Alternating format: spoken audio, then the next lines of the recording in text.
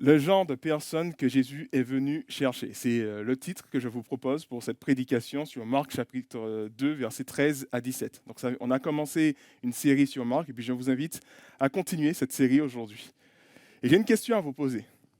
Pensez-vous être de bonnes personnes? Quelle note vous donneriez-vous sur 10? Alors je vous rassure tout de suite, c'est une question rhétorique. Vous n'êtes pas obligé de répondre, peut-être répondre dans vos cœurs, mais vous n'êtes pas obligé de répondre. Donc voilà, j'attends pas de réponse de votre part. Je vois des visages qui sont soulagés, mais tant mieux. Voilà, pensez-vous être de bonnes personnes? Alors je reviendrai là-dessus, mais pour l'heure, j'aimerais faire peut-être un petit résumé de ce que nous avons vu jusque-là avec l'évangile de Marc. On a vu que Jésus, il a le pouvoir et l'autorité de nous dire ce que nous devons faire. Et c'est dans cette perspective qu'il est venu chercher les premiers disciples, Pierre, son frère Jean et Jacques. C'est dans cette perspective aussi, dans cette autorité qu'il a enseigné dans la synagogue et les personnes étaient interpellées, étaient marquées par son autorité. Ils voyaient en Jésus quelqu'un qui était totalement différent de ce qu'ils avaient l'habitude d'entendre. Et c'est vrai que Jésus parle en tant que créateur. Il est l'auteur de la création, il nous connaît parfaitement, donc lorsqu'il enseigne, ça percute, ça parle, parce que c'est celui qui nous connaît parfaitement, c'est un spécialiste. Et c'est comme cela qu'il enseignait. Et puis on a vu son autorité se manifester dans la délivrance, lorsque Jésus chasse les démons. On a vu cette autorité se manifester aussi lorsqu'il guérit la belle-mère de Pierre et qu'ensuite il passe son temps, enfin le reste de sa journée à guérir toutes les personnes du village. Et on a vu que Jésus, c'est celui qui n'est pas un faiseur de miracles qui accessoirement de temps en temps peut prêcher, mais c'est d'abord un prédicateur, celui qui a un message à annoncer. Et les miracles étaient, dans un second temps, étaient là pour illustrer son message. Son message qui nous invite à nous tourner vers Dieu, c'est un message qui nous invite à orienter nos regards vers celui qui peut pleinement nous combler. Et Jésus nous montre cet exemple parce que toute la soirée, il va passer son temps à guérir ces personnes et le matin très tôt, il se réveille, il se retire pour aller prier. J'ai mis les petites images, les petites illustrations, donc je suis à ce niveau-là. Que Jésus se retire pour aller prier. Il se retire pour aller prier parce que c'est de là qu'il puise sa force, dans sa relation avec Dieu le Père. C'est là qu'il puise toute sa joie, toute sa capacité aussi à aimer et de ce fait, il peut aimer et servir les autres de manière libre. Et de manière libre dans le sens où lorsqu'il a fini de prier, ses disciples viennent le chercher pour lui dire, ben justement, la foule est contente, la foule veut te voir. Et Jésus ne se laisse pas distraire. Il a cette relation avec Dieu le Père. C'est dans cette relation avec Dieu le Père qu'il puise sa joie, qu'il puise sa force, de sorte qu'il peut librement dire non à la foule, que je ne vais pas suivre cette foule parce qu'il faut que j'aille ailleurs annoncer la parole de Dieu aussi. Donc il ne se laisse pas corrompre, il ne se laisse pas gagner par la flatterie de la foule parce qu'il garde son objectif en vue, c'est annoncer le message de Dieu afin que d'autres personnes puissent découvrir Dieu et aimer Dieu. Et tout cela, c'est son objectif. Et puis finalement, on a vu aussi l'autorité de Jésus atteindre son paroxysme lorsque, avant de guérir ce paralytique, il lui pardonne ses péchés. Et avec raison, les spécialistes de la loi ont dit, mais seul Dieu peut pardonner les péchés. Et Jésus montre par là qu'il est celui qui peut pardonner les péchés, celui qui veut d'abord, et là c'est très important, soigner la maladie plutôt que de soigner les symptômes. Les symptômes, c'est la paralysie de cet homme. Mais la maladie profonde, c'est le péché. C'est ça la racine du mal. Et donc de ce fait, il s'attaque à la racine du mal. Et ensuite, il s'attaque aussi aux symptômes, notamment qui lui remet, lui donne la capacité de marcher. Dans le texte que nous allons étudier aujourd'hui, nous allons nous poser la question de quel genre de personnes Jésus recherche-t-il. De manière générale, lorsqu'on veut s'entourer de personnes, on tend à s'entourer de personnes qui tendent à être bonnes, qui ne sont pas malhonnêtes, qui n'ont pas une mauvaise réputation. Et dans notre texte, nous allons voir que Jésus fait le contraire. Il recrute un collecteur d'impôts parmi ses disciples. Et pire encore, il s'associe avec des gens de mauvaise vie, des pécheurs notoires, et mange avec eux. C'était un choix assez étonnant, assez choquant, et nous allons découvrir pourquoi Jésus agit comme cela et qu'est-ce qu'on peut apprendre de Jésus. Qui est Jésus? C'est aussi la question qu'on veut se poser, et c'est ce que nous allons essayer d'étudier dans ce texte. Est-ce que tu peux... Ah, voilà, c'est bon. Alors nous commençons avec le verset 13 du chapitre 2. Une nouvelle fois, Jésus s'en alla du côté du lac. Les foules venaient à sa rencontre et il les enseignait. Voilà, nous retrouvons Jésus faire ce pourquoi il est venu. Déjà, dès le chapitre 1, nous voyons que Jésus annonce le message de l'Évangile. Chapitre 1, verset 38, il explique que c'est pour cela qu'il est venu, en priorité, annoncer le message de l'Évangile. Et le voilà, encore une fois, en train d'enseigner, en train d'annoncer ce message. Il annonce son message, à savoir l'appel à la repentance, à placer notre foi en son Évangile. L'évangile qui est la nouvelle disant que nous n'avons plus besoin de chercher notre salut, notre justification, notre valeur, notre dignité, du sens à notre vie ailleurs, car nous trouvons toutes ces choses en puissance en Jésus-Christ et à travers l'œuvre qu'il a accomplie pour nous. La bonne nouvelle de l'évangile ne consiste pas à nous donner des conseils pour être sauvés. Ce n'est pas fais ceci, fais cela pour être sauvé, mais c'est plutôt nous raconte ce que Jésus a fait pour nous sauver, pour nous offrir le bonheur. C'est une nouvelle qui nous invite, on doit mettre notre foi en cette nouvelle et arrêter de chercher ailleurs ce qu'on a déjà en Jésus. C'est une nouvelle extraordinaire qu'on a du mal des fois à comprendre dans toutes ses implications. Et la suite de notre passage va nous présenter justement le genre de personnes qui peuvent répondre favorablement à ce message, le genre de personnes qui peuvent vraiment comprendre ce message. D'ailleurs, on a chanté, c'est vrai, ce premier chant, Quelle grâce incomparable, où on voit l'aspect extraordinaire de ce message. Et bien justement, la suite de notre texte va nous montrer le genre de personnes qui peuvent... Et je continue. Voilà. Verset 14. En passant, il vit Lévi, fils d'Alphée, installé à son poste de péager. Il lui dit, « Suis-moi. » Lévi se leva et le suivit. Comme Jésus était reçu pour un repas dans la maison de un repas dans la maison de Lévi, beaucoup de collecteurs d'impôts et de pécheurs notoires prirent place à table avec ses disciples et avec lui, car ils étaient nombreux à le suivre. Et c'est la deuxième fois dans l'évangile de Marc où on voit Jésus qui vient chercher directement une personne pour devenir son disciple. Et cette fois-ci, donc on l'avait vu avec Pierre, Jacques, Jean et André. Et cette fois-ci, le regard de Jésus se tourne vers Lévi. Lévi qui est aussi appelé Matthieu dans l'évangile selon Matthieu. Donc voilà, Lévi, Matthieu. Et on peut se dire que son choix est vraiment étonnant. Comme dit précédemment, de manière générale, si nous voulons nous constituer une équipe, nous allons autant se faire que peu choisir les meilleures personnes. Et Jésus semble avoir d'autres critères que nous, car il fait une chose qu'aucun rabbi, vous savez, le rabbi c'est le maître, l'enseignant de la loi, aucun rabbi n'aurait fait, il fait un choix qu'aucun rabbi n'aurait jamais fait, il appelle un collecteur d'impôts à devenir son disciple. Alors peut-être que ça ne nous choque pas trop aujourd'hui, mais peut-être quelques éléments de contexte pour nous aider à bien comprendre le choix curieux, même étonnant de Jésus. Parce qu'il nous faut savoir qu'à l'époque, les collecteurs d'impôts étaient considérés comme des traîtres et comme des extorqueurs. Et c'est vrai qu'ils étaient au service de l'ennemi, l'ennemi romain, et au service du roi Hérode pour collecter les taxes. Et ils avaient un montant fixe à prélever pour l'Empire et pouvaient garder tout surplus pour eux. Alors comment ça fonctionnait en fait? Un collecteur d'impôts faisait une offre parmi d'autres pour obtenir le contrat de collecte d'une ville. Donc il faut une proposition d'offre. Par exemple, ça peut être la ville de Capernaum, où il faut une proposition disant que voilà, je peux récolter telle somme d'argent. Et les Romains attribuaient le contrat au plus offrant. Alors l'homme collectait les impôts, il payait aux Romains ce qu'il avait promis et gardait le reste pour lui.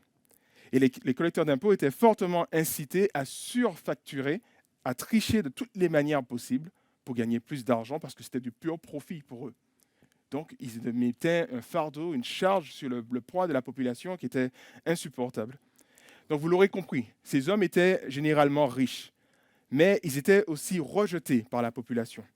Par exemple, le témoignage de collecteurs d'impôts n'était pas reçu, était irrecevable dans les tribunaux, parce que c'était un homme malhonnête, on ne peut pas lui faire confiance, on ne peut pas entendre son témoignage, il n'a rien de bon à dire, et de ce fait, on ne veut pas l'entendre. Alors, ce n'est pas moi, je précise, mais c'était comme cela à l'époque.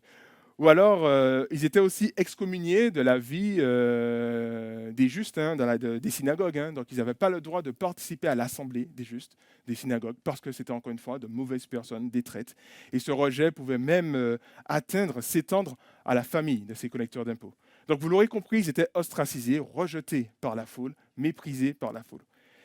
Alors aujourd'hui, nous n'avons pas de métier en France qui puisse susciter en nous un tel rejet. Alors peut-être que oui, mais bon, on va se garder de citer des métiers, mais je ne sais pas, peut-être que vous en avez en tête. Mais sinon, on peut penser à ceux qui ont collaboré avec l'ennemi et qui se sont enrichis malhonnêtement durant la Seconde Guerre mondiale. Ces gens étaient considérés comme des traîtres à la nation, justement. Et on peut penser à ces gens-là, et c'était inacceptable ce qu'ils ont fait. Enfin, d'ailleurs, on a vu comment on les a traités par la suite, certains. Et c'est justement vers un traître que Jésus se tourne. C'est à un traître cupide et malhonnête qu'il demande de le suivre. Jésus a dû choquer plus d'eux par ce choix curieux. Et Jésus ne se contente pas seulement de cela, il va même encore plus loin parce qu'il va s'attabler avec d'autres collecteurs d'impôts et des pécheurs notoires. Alors ces pécheurs notoires, c'était simplement des hommes qui étaient publiquement connus, reconnus pour le peu d'intérêt qu'ils portaient à la loi religieuse. Ils n'avaient que faire d'obéir à la loi, à la religion, et pour la vie dissolue qu'ils menaient, mais vraiment sans gêne, publiquement. Alors j'ai dit que c'était un choix curieux parce que il nous faut savoir qu'à l'époque, manger à la même table que quelqu'un est un signe d'amitié et de communion. Signe de communion quand même, d'amitié et de communion. Ça ne voulait pas dire n'importe quoi, il y avait une signification très forte. Et imaginez donc l'incompréhension que cela suscite, le scandale que cela engendre lorsque Jésus se retrouve attablé au milieu de ces personnes qui sont peu recommandables.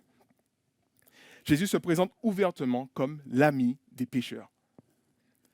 Alors c'est vrai que ce serait intéressant de se poser la question, si un ami, un collègue, voilà, une connaissance vous demande qui est Jésus, est-ce que cela vous viendrait à l'esprit de dire que Jésus est l'ami des pécheurs, Jésus est l'ami des gens de mauvaise vie? Bon, voilà. Tu pourras le dire lundi alors. Pourtant, c'est comme cela que Jésus se présente aux yeux de tous.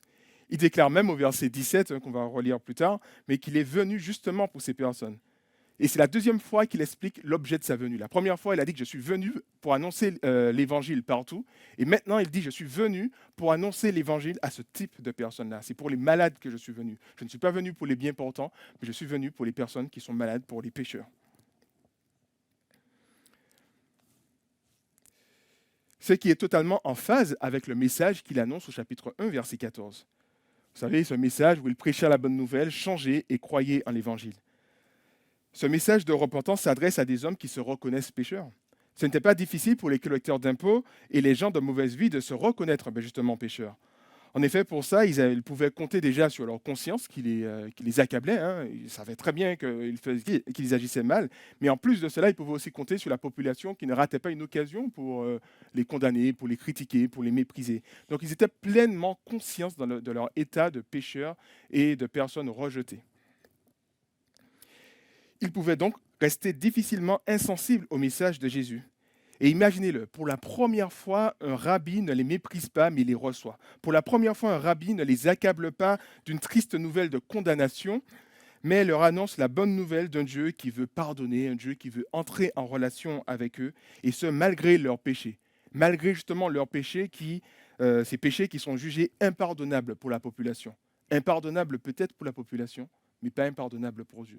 Et là, on voit un rabbi qui ne les condamne pas, mais qui les accueille et leur dit que Dieu veut vous pardonner. Dieu veut entrer en relation avec lui. Donc, on comprend par là que c'est totalement normal que Jésus attire des pécheurs, car il est porteur d'une nouvelle inespérée, une nouvelle inattendue pour eux. Donc nous découvrons que ce ne sont pas les bonnes personnes qui intéressent Jésus, mais les personnes conscientes de leurs péchés et de leur éloignement vis-à-vis de Dieu. Et cela a une forte implication pour nous. Nous pouvons avoir tendance à penser que Jésus a une relation spéciale avec nous parce que nous sommes de bonnes personnes. Ce texte nous rappelle que c'est une mauvaise façon de penser. Jésus ne répond pas à nos prières parce que nous sommes de bonnes personnes. Jésus ne nous aime pas parce que nous sommes de bonnes personnes. Jésus ne nous bénit pas parce que nous sommes de bonnes personnes. Mais Jésus cherche à avoir une relation spéciale, non pas avec les bonnes personnes, mais celles qui se savent mauvaises, des personnes dures, des personnes égoïstes, des personnes centrées sur elles-mêmes. Son message est une bonne nouvelle uniquement pour cette catégorie de personnes. Plus nous serons conscients du péché qui est en nous, plus la bonne nouvelle de l'Évangile et ses implications nous paraîtra être la plus belle des nouvelles. Plus nous serons conscients du péché qui est en nous, plus Carrie n'aura pas l'occasion de nous inviter à rechanter le chant « Quelle grâce incomparable ». Parce qu'on va la chanter avec une force, avec une vigueur, parce qu'on est vraiment conscient que c'est une grâce incomparable. C'est un amour infini que Dieu a manifesté envers nous. Alors, mais cela veut-il dire qu'il nous suffit simplement de prendre conscience de nos péchés pour bénéficier de l'évangile de Jésus? Est-ce que c'est simplement ça, voilà, j'ai pris conscience, je suis pécheur, et ben voilà, c'est bon, je peux entrer en relation avec Jésus? Non, je le dis tout de suite, car si son message appelle dans un premier temps à une prise de conscience, hein, voilà, il faut prendre conscience qu'on est pécheur, dans un second temps, il nous appelle au changement. Et c'est ce que nous allons voir dans notre texte. Alors, je change, ah voilà, ça marche bien. Et là que je reprends les versets 14 et 15, et j'ai mis en gras justement les parties qui vont nous intéresser. Donc, en passant, il vit Lévi, et il dit à Lévi, suis-moi. Lévi se leva et le suivit.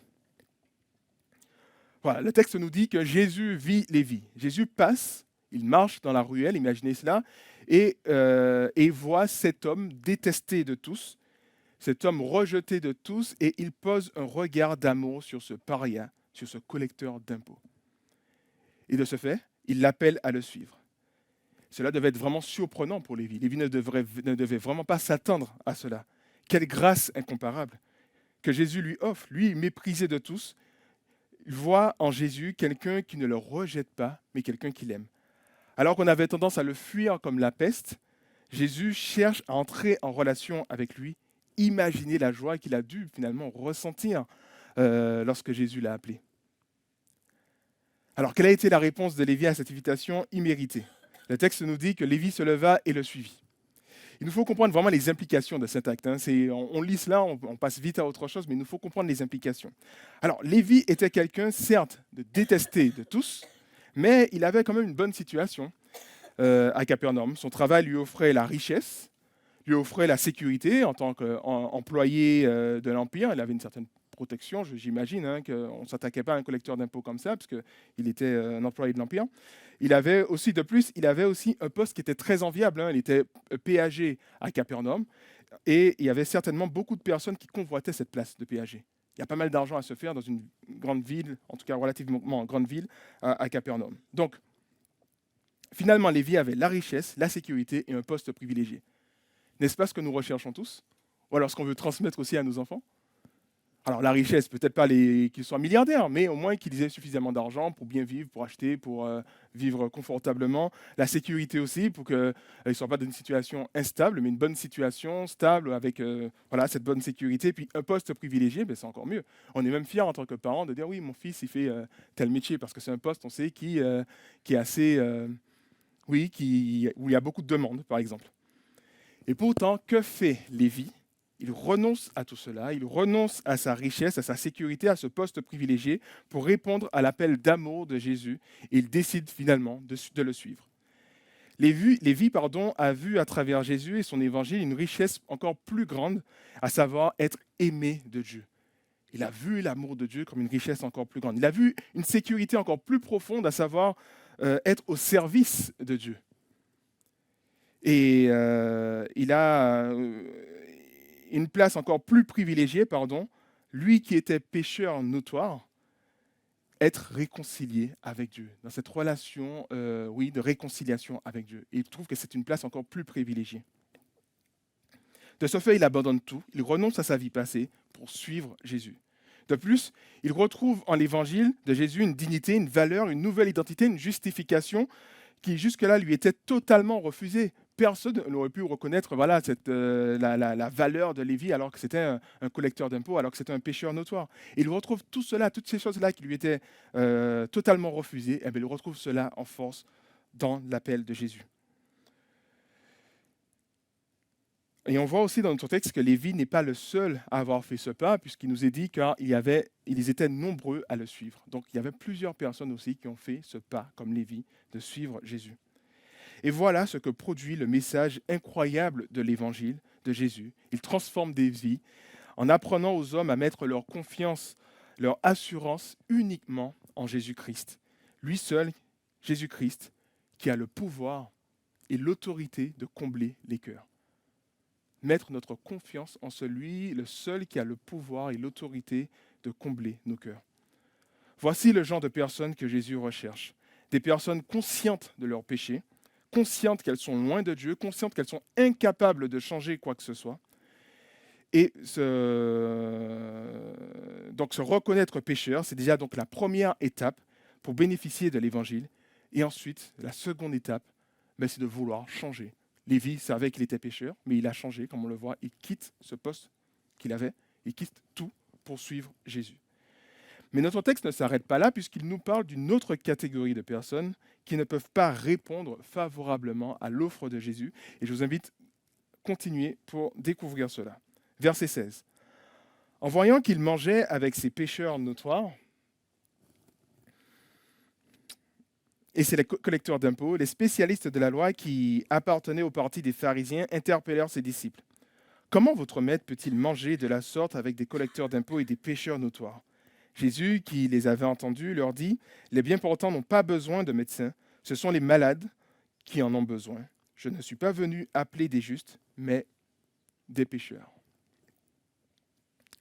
Alors, un autre groupe fait son entrée dans ce texte, et ce sont les pharisiens. Les pharisiens qui sont choqués de voir que Jésus communie avec les parias de la société. Alors les pharisiens, étymologiquement parlant, enfin, dans la racine du mot, dans le sens profond du mot, ça veut dire séparer. Et ils étaient plutôt fiers de ce titre-là, parce qu'ils étaient fièrement, ils étaient plutôt contents de se séparer de tout ce qui est impur, tout ce qui est mauvais, tout ce qui est péché. Et donc du coup, ils n'avaient aucune relation avec les personnes de mauvaise vie. Et ils étaient plutôt fiers de se présenter comme les séparés. Nous sommes les séparés, nous sommes les saints, nous sommes les personnes qui cherchons à obéir à Dieu et à suivre Dieu. Donc vous l'aurez compris, les pharisiens sont à l'extrême opposé des collecteurs d'impôts et des pécheurs notoires. Si ces derniers étaient connus pour leur train de vie immoral, les pharisiens étaient connus pour leur dévotion à la loi de Dieu.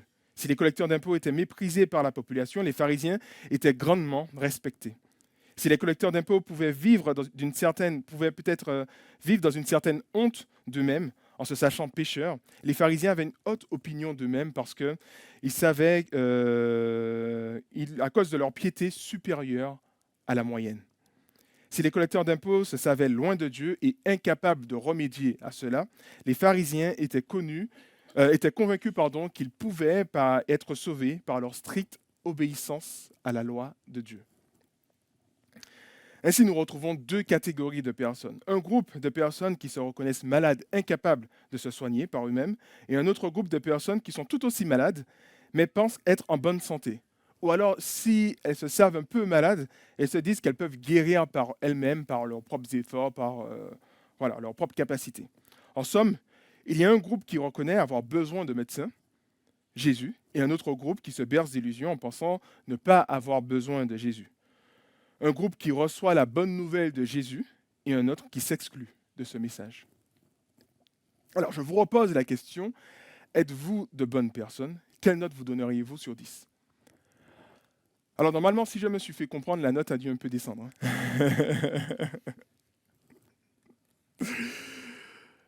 Alors, de manière générale, nous avons tendance à penser comme les pharisiens, nous pensons globalement être de bonnes personnes.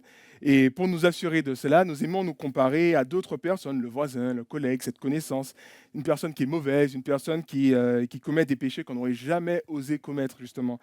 Et donc voilà, on aime bien se comparer aux autres et puis se dire, voilà, finalement, je ne suis pas si mauvais que ça quand même. Quand tu regardes un tel, même dans l'église, un tel, ce qu'il a fait et tout, franchement, ça va quand même. Je ne suis pas si mauvais que ça. Alors, c'est certes rassurant de penser comme cela, mais c'est un décalage avec la réalité. Et voici ce que nous dit C.S. Lewis, un auteur que j'apprécie, concernant ce fait. J'ai tiré cela de son livre Le problème de la souffrance, et c'est sur le chapitre La méchanceté de l'homme. Il nous dit « Il est essentiel au christianisme que l'homme recouvre le vieux sens du péché. » Autrement dit, il est important pour le christianisme que les hommes puissent avoir la bonne définition du péché. Et le christianisme va œuvrer à cela, que les hommes aient la bonne définition du péché. Le Christ tient pour acquis que les hommes sont mauvais. Tant que nous ne sentons pas réellement que son opinion correspond à la vérité, bien que nous fassions partie du monde qu'il est venu sauver, nous ne faisons pas partie de l'auditoire auquel s'adresse sa parole. Tant qu'on n'est pas pleinement convaincu que nous sommes des personnes mauvaises, comme le Christ le dit, le tient pour acquis, tant que nous allons, même si Christ est venu dans notre monde nous parler, nous allons nous exclure de son message, un peu comme les pharisiens. Voilà, tant que nous n'avons pas conscience de la gravité du péché qui est en nous, nous allons être à côté du message de Jésus et nous n'allons pas être les personnes que Jésus recherche. On peut aussi accepter le message de l'Évangile en se disant que oui, certes, j'ai besoin de sauveur, même si, au fond, je ne suis pas si mauvais que cela, je n'ai pas commis de péché très grave.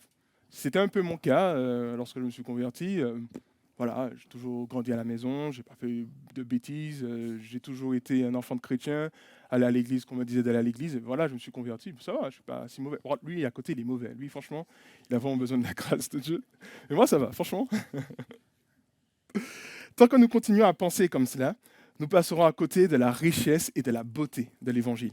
Car cette façon de penser nous laisse sous-entendre que nous pouvons, par nos propres efforts, atteindre une valeur, une dignité ou encore connaître un certain salut sans avoir désespérément besoin de Jésus. Je n'avais pas le sentiment d'avoir désespérément besoin de Jésus parce que je n'étais pas si mauvais que cela. Et donc du coup, je passais à côté de la richesse de l'Évangile. En réalité, nous privons de cela, en réalité, nous nous privons plutôt de connaître la véritable valeur, dignité, bonheur que Jésus veut nous offrir à travers son évangile. Et l'évangile, ce n'est pas une liste de choses à faire pour obtenir ces bénédictions, mais c'est l'annonce de ce que Jésus a fait pour nous, pour que nous puissions acquérir ces bénédictions en plaçant notre confiance en lui. Si on revient à C.S. Lewis, c'est une autre citation que je voulais vous partager. Concernant notre véritable situation. Si on peut venir à Christ en se disant qu'on n'est pas si mauvais que cela, mais voici ce qu'il nous dit. Nous sommes en réalité actuellement des créatures dont l'état moral doit être nécessairement, à certains égards, un objet d'horreur pour Dieu. Notre état moral, à un certain égard, est un objet d'horreur pour Dieu. Comme il l'est quand nous le percevons réellement.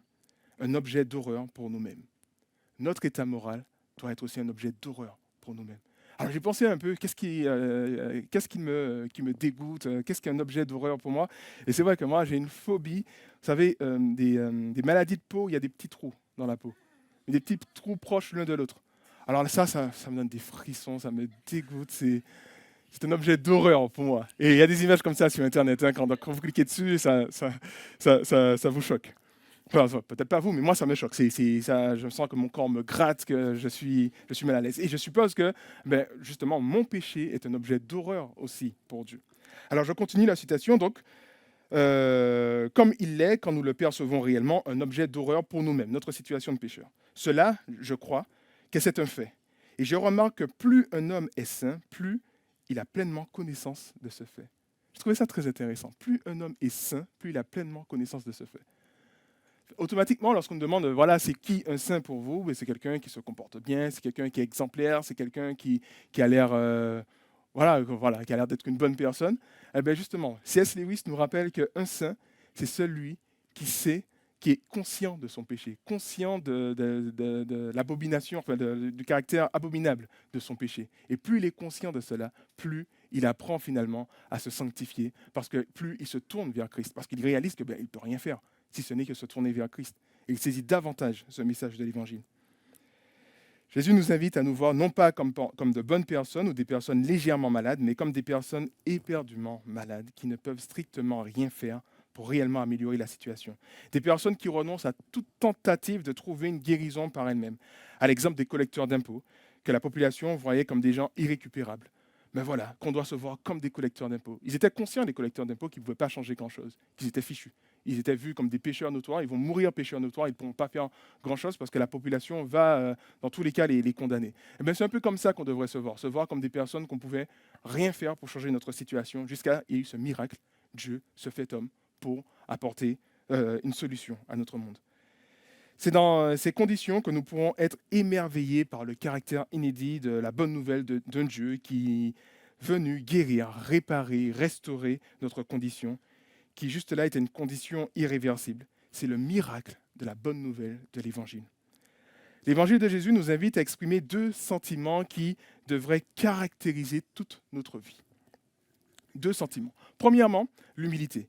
L'humilité parce que nous sommes bien plus mauvais et coupables que ce que nous oserions imaginer. Et ce, dans l'incapacité de changer quoi que ce soit. Nous sommes bien plus mauvais et coupables que ce que nous pouvons imaginer. On a toujours tendance à croire que non, ça va, je gère, je peux surmonter. Non, nous sommes bien plus mauvais que cela. Et sans que nous puissions changer quoi que ce soit. Et il a donc fallu que Dieu vienne subir une mort sanglante et humiliante pour nous sauver de nos péchés. Parce qu'on était totalement fichus. Deuxièmement, la confiance. L'humilité, parce qu'on est mauvais. Deuxièmement, la confiance. Aussi mauvais que nous sommes tellement aimés de Dieu, et ce bien plus qu'on oserait imaginer. D'ailleurs, je vous rappelle Joël, Joël que je vous avais cité, il disait qu'il avait un amour, Dieu disait qu'il avait un amour passionné pour Israël. Et Dieu a un amour passionné pour nous. Mais on a du mal à réaliser cela. D'ailleurs, l'apôtre Paul nous dit qu'il prie justement pour que les Éphésiens puissent comprendre la longueur, la largeur, la profondeur de cet amour que Dieu a manifesté pour nous. On a du mal à saisir cela, on a du mal à réaliser cela. Et aussi mauvais que nous sommes, voilà, Dieu nous a aimés plus que ce qu'on aurait osé imaginer. Et que c'est avec un cœur plein d'amour et de compassion qu'il est venu dans ce monde subir une mort sanglante et humiliante pour nous sauver de nos péchés. En résumé, l'humilité parce que nous sommes profondément mauvais et la confiance parce que nous sommes profondément aimés de Dieu qui veut tout restaurer. Plus nous grandirons dans ces deux sentiments de humilité et de confiance, plus nous serons passionnés et bouleversés par le message de l'Évangile, par la bonne nouvelle de l'Évangile de Jésus-Christ. L'un nous fait voir la situation extrêmement grave, notre situation extrêmement grave, l'autre nous fait voir la solution miraculeuse de Dieu. Alors en conclusion, qui est Jésus ? Jésus est donc l'ami des personnes qui se savent mauvaises et qui reconnaissent avoir besoin de médecins, des personnes qui sont prêtes à tout abandonner, à savoir toute tentative à chercher ailleurs une solution, si ce n'est qu'en Jésus-Christ. Abandonner toute tentative à chercher ailleurs ce que Jésus veut offrir avec largesse. Et j'aimerais conclure avec cette prière qui est tellement saisissante, une prière qui est tellement vraie, d'une personne qui a, cette personne, il y a une prise de conscience, en tout cas venant de cette personne, de son péché, et recherche désespérément un secours en Dieu. Et je reste persuadé que vous allez certainement vous retrouver dans cette prière. Bon, je vais venir de ce côté, peut-être plus par là. Seigneur, m'entends-tu ? Je souffre atrocement, verrouillé en moi-même, prisonnier de moi-même. Je n'entends rien que ma voix, je ne vois rien que moi-même. Et derrière moi, il n'y a que souffrance. Seigneur, m'entends-tu ? Délivre-moi de mon corps. Il n'est que faim et tout ce qu'il touche, tout ce qu'il touche de ses grands yeux innombrables, de ses 1000 mains tendues, n'est que pour s'en saisir et tenter d'apaiser son insatiable appétit. Seigneur, m'entends-tu ? Délivre-moi de mon cœur. Il est tout gonflé d'amour, mais alors que je crois follement aimer, j'entrevois, rageur, que c'est encore moi que j'aime à travers l'autre. Seigneur, m'entends-tu ? Délivre-moi de mon esprit, il est plein de lui-même et de ses idées, de ses jugements. Il ne sait dialoguer, car ne l'atteint nulle autre parole que la sienne. Seul, je m'ennuie, je me lasse, je me déteste, je me dégoûte. Depuis le temps que je me retourne dans ma sale peau comme dans un lit brûlant de malade qu'on voudrait fuir. Tout me semble vilain, laid, sans lumière. C'est que je ne peux rien voir qu'à travers moi. Je me sens prêt à haïr les hommes et le monde entier. C'est par dépit, parce que je ne peux les aimer. Je voudrais sortir, je voudrais marcher, courir vers un autre pays. Je sais que la joie existe. Je l'ai vue chanter sur des visages. Je sais que la lumière brille. Je l'ai vue illuminer des regards. Mais Seigneur, je ne puis sortir. J'aime ma prison, en même temps que je la hais, car ma prison, c'est moi, et moi, je m'aime. Je m'aime, Seigneur, et je me dégoûte. Seigneur, je ne trouve même plus la porte de chez moi. Je me traîne à tâtons aveuglé. Je me heurte à mes propres parois, à mes propres limites. Je me blesse, j'ai mal, j'ai trop mal. Et personne ne le sait car personne n'est rentré chez moi. Je suis seul, seul. Seigneur, Seigneur, m'entends-tu ? Seigneur, montre-moi ma porte, prends ma main, ouvre. Montre-moi la route, le chemin de la joie, de la lumière. Mais Seigneur, m'entends-tu ? Petit, je t'ai entendu. Tu me fais pitié. Depuis le temps que je guette à tes persiennes closes, ouvre-les, ma lumière t'éclairera. Depuis le temps que je suis devant ta porte cadenassée, ouvre-la, tu me trouveras sur le seuil. Je vous invite à prier. Seigneur notre Dieu, nous te sommes reconnaissants de ce que nous avons pu découvrir, redécouvrir dans ta parole et Et c'est vrai que nous sommes émerveillés par Jésus-Christ, ce qu'il a fait, de voir comment il était tellement différent des autres hommes et que Jésus-Christ, motivé par ton amour et cet amour qu'il a pu manifester envers nous. Et nous voulons vraiment te remercier pour cela. Nous te remercions de ce que Jésus nous annonce une bonne nouvelle pour tous ceux qui savent qu'ils sont perdus. Et c'est vrai que nous sommes profondément perdus, Seigneur. Et je te prie vraiment que nous puissions chaque jour apprendre à être émerveillés par ton message, par cette bonne nouvelle. Ta parole nous dit que nous avons été richement bénis de toutes les bénédictions spirituelles dans les lieux célestes. Et nous n'avons plus rien à chercher ailleurs, Seigneur. Aide-nous vraiment à saisir ces bénédictions. Aide-nous vraiment à réaliser combien c'est merveilleux de t'appartenir. Aide-nous vraiment à comprendre que tu as un projet parfait pour nous et que tu veux pleinement nous restaurer, tu veux pleinement nous bénir, tu veux pleinement nous guérir. Aide-nous à comprendre que tu es le seul à avoir l'autorité et le pouvoir de combler nos cœurs et non pas autre chose, non pas notre travail ou autre chose ou je ne sais qui puisse venir faire concurrence. Mais c'est que c'est toi seul, Seigneur. Aide-nous à placer pleinement toute notre foi, notre espérance en toi, notre attente en toi, Seigneur. Aide-nous vraiment à être comme Lévi qui a su renoncer à tout et te suivre parce qu'il a vu une richesse extraordinaire dans ta présence, Seigneur. Donc oui, viens nous guérir, viens retirer les écailles dans nos yeux afin qu'on puisse pleinement voir qui nous sommes. Viens nous restaurer, viens nous aider, Seigneur, à nous débarrasser de tout ce qui ne te glorifie pas et à placer toute notre joie et notre satisfaction en toi, en ton évangile, qui est sûr et certain, cet évangile qui nous assure une espérance extraordinaire. Merci Seigneur, merci pour tout ce que tu as fait. Amen.